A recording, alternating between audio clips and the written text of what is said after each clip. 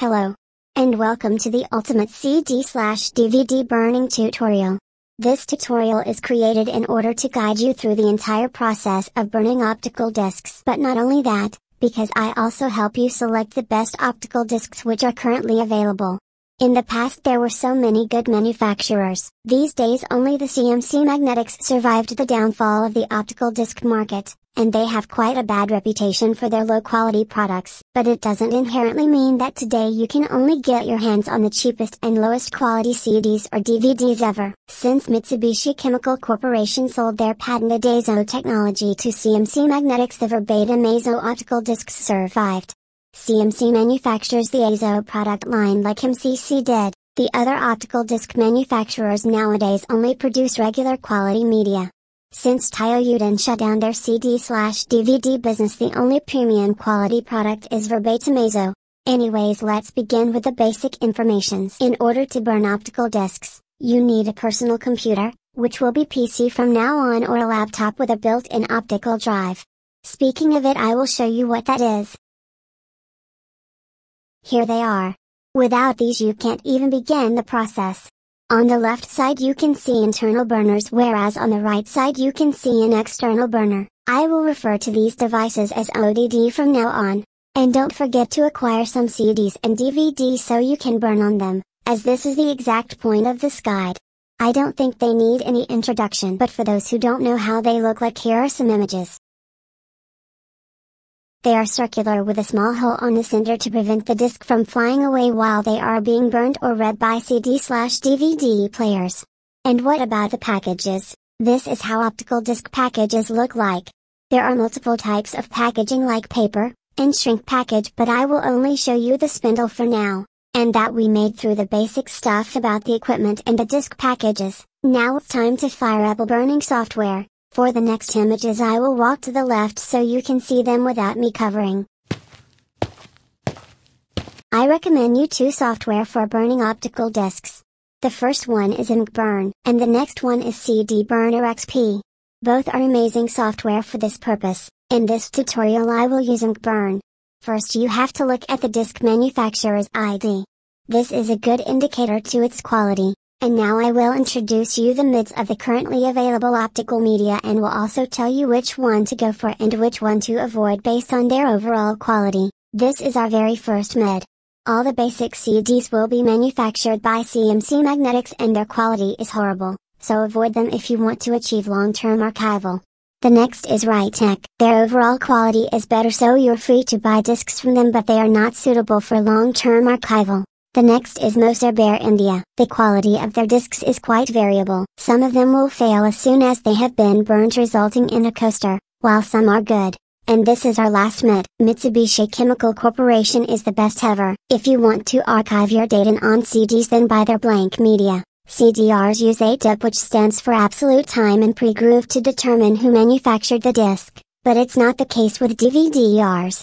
DVD-R discs use land prepaid technology with a wobble frequency of 140.6 kHz to encode manufacturer informations. Take a look at it. This indicates a typical Maxell DVD-R disc, and the best practice is to avoid it. CMC Mag AM3 means it's manufactured by CMC Magnetics, therefore their quality will vary.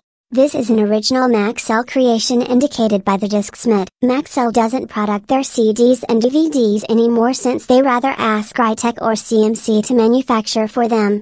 Rytech F1 discs are mediocre. Only purchase them for general data storage purposes, not suitable for long-term archival.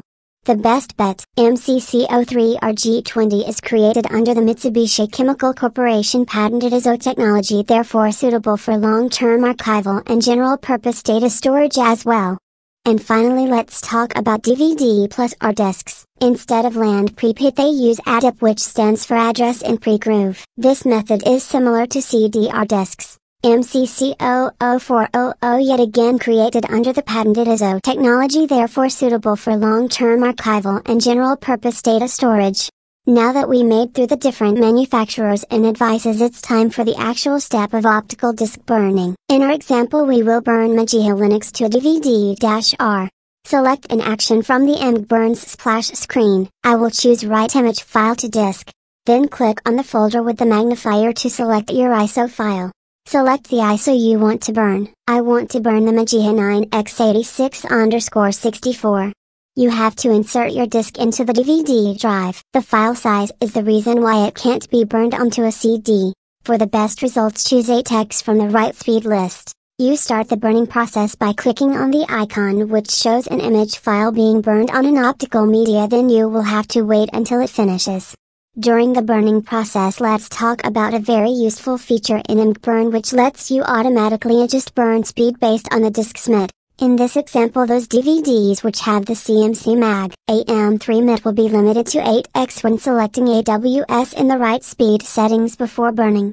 If a disk is made of low quality materials, this adjustment will help to make the disk readable at least. I hate CM coaster graps. What is this, you might ask? This is a Blu-ray disc which has a capacity much larger than a DVD, like its capacity is 25 GB whereas a DVD 5's max capacity is 4.7 GB. DVD burners won't read this type of disk, and BD burners are quite expensive, so it's not advised to purchase BDRs for backing up your data. I almost forgot to tell you about another useful feature. You can select the disk burner you want to use. This ODD is a light on IS-124. The drive below is an external DVD burner, namely a Samsung SE208DB, which is reputable for having high failure rates, so avoid them. Wait, don't go away just yet. I have some important things to tell you other than these.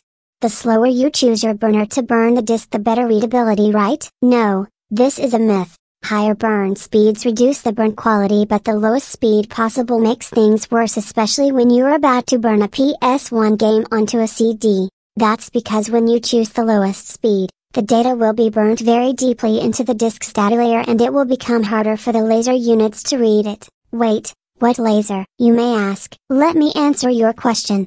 Optical discs are burnt and read by laser units. CDs use a 780 nanometers laser to read the data out from the disk, whereas DVDs use a 650 nanometers laser, hence its bigger capacity.